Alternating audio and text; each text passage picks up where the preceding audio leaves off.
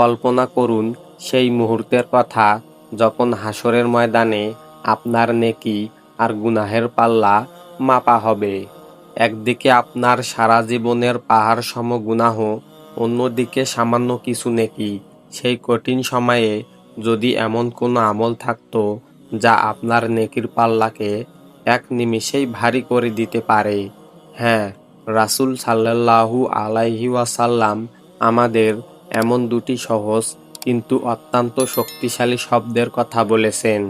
আজকের ভিডিওতে আমরা সেই মহাপুরস্কারের কথা জানব। হযরত আবু হুরায়রা রাদিয়াল্লাহু তাআলা আনহু থেকে বর্ণিত প্রিয় নবী হযরত মুহাম্মদ সাল্লাল্লাহু আলাইহি ওয়াসাল্লামের একটি হাদিস বুখারী ও মুসলিম শরীফে এসেছে।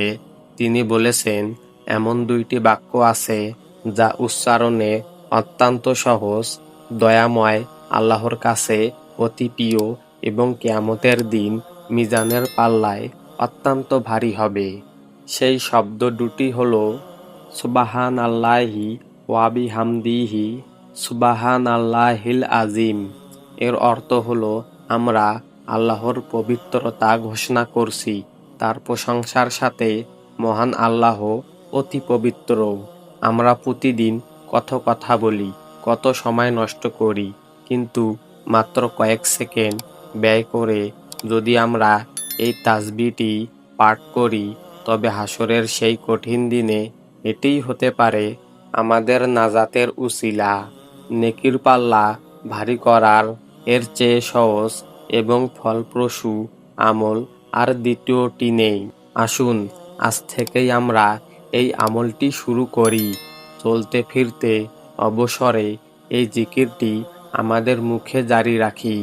ভিডিওটি যদি আপনার কাছে গুরুত্বপূর্ণ মনে হয় তবে এখনই লাইক দিন এবং প্রিয়জনদের সাথে শেয়ার করে আপনি এই নেকির ভাগীদার হন। ইসলামের সঠিক শিক্ষা সবার কাছে পৌঁছে দিতে আমাদের ভয়েস অব দিন চ্যানেলটি সাবস্ক্রাইব করে সাথেই থাকুন। আল্লাহ আমাদের সবাইকে আখিরাতের কামিয়াব দান করুন, আমিন। ভিডিওটিতে অবশ্যই একটি কমেন্ট করে যাবেন। আসসালামু আলাইকুম ওয়া রাহমাতুল্লাহি ওয়া বারাকাতুহু।